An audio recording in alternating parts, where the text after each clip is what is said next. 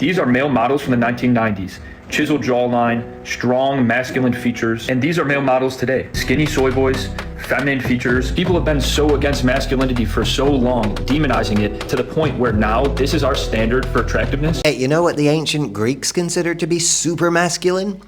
Small penises. Yeah, see, large penises were considered vulgar and animalistic, but the small penis, that was a sign of manly dignity and self-control. Also, here's Mick Jagger and David Bowie in the 1980s when they were dancing in the streets. I love the little kicks he does before he comes in. Here's the Motley Crue in the 1980s, and guess what?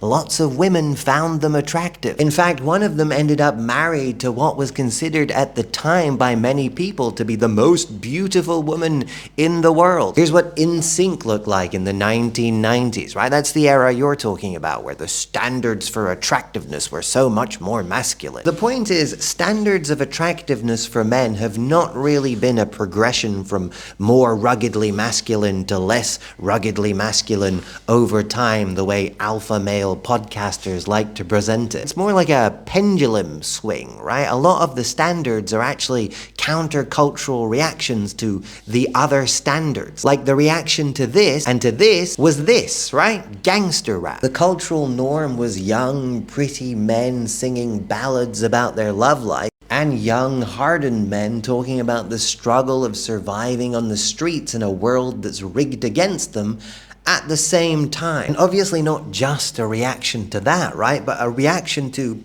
huge segments of the population that felt there was nothing in the mainstream that spoke to their experiences, that represented their values. And I think the lesson there should be that when we find that something in mainstream culture doesn't resonate with us, doesn't speak to us personally, then it's probably not for us.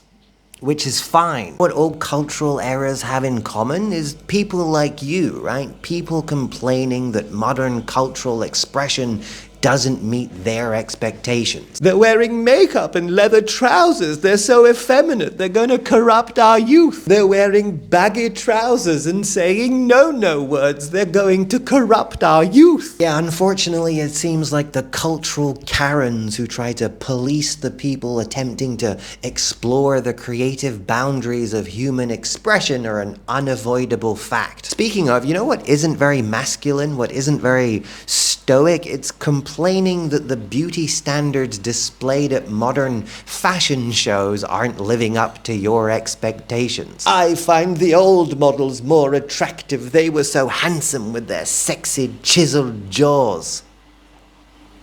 Really?